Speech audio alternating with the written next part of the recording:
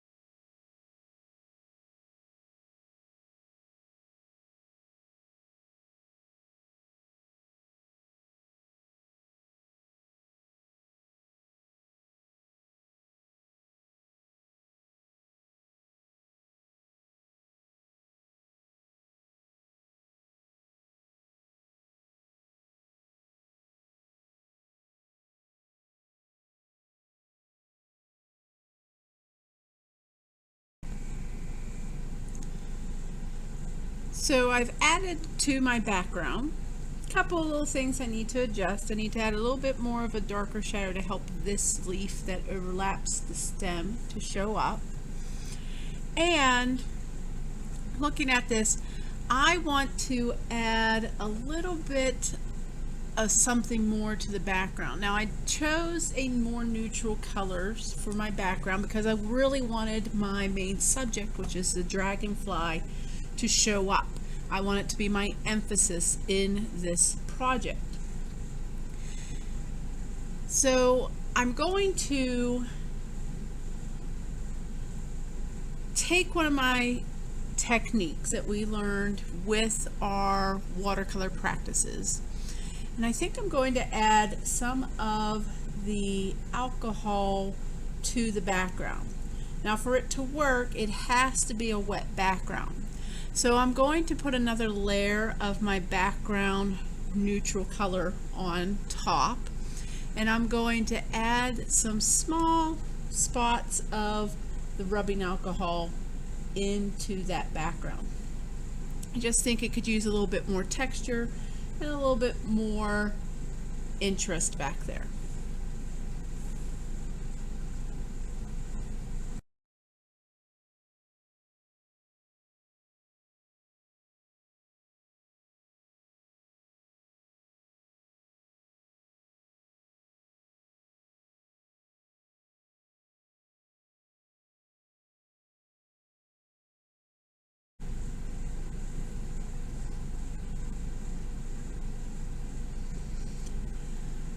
Now before I decide completely that that is what I want to do with the background, add a layer over top and add the alcohol ink. Sorry, not the alcohol ink. Add the rubbing alcohol to it. I'm going to test it in a smaller area. Something that maybe I can then figure out another way to cover it up if I end up not liking it. So I'm going to test it out up here in this corner. Now this technique does usually look best over top of white. So I mixed up a slightly different color of brown. And I'm going to apply the wet layer of it. And when working with this technique, it is important that you work as quickly as possible because you need your watercolor wet for the alcohol to create the effect. So, I'm going to re-wet this section and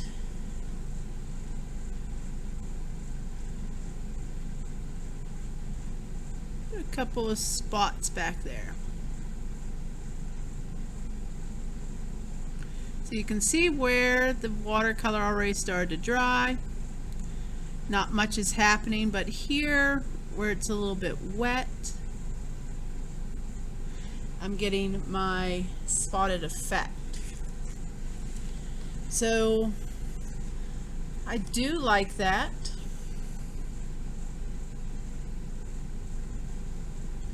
So I do think I'm going to add that into my background. So again, though, I'm going to have to work as quickly as possible so that my watercolor stays wet enough to create that texture.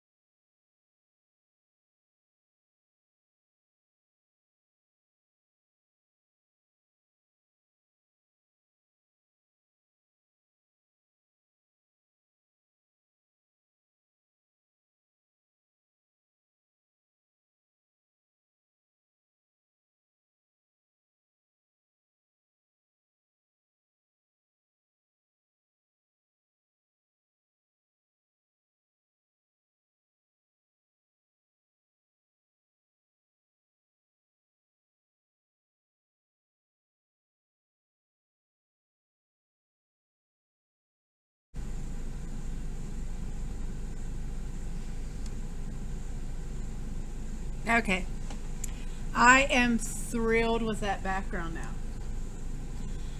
I wasn't sure if I would really like it. I've worked with the alcohol before over top of the background, but as I said, usually it's with the white layer underneath, and I usually really like the contrast. So I did try this out on a sheet of scrap paper first, and that's how I determined that I wanted to change my second layer that I was applying to do this technique into a little bit more of a warmer brown, because I didn't like the contrast showing up with the same color of brown on top of itself.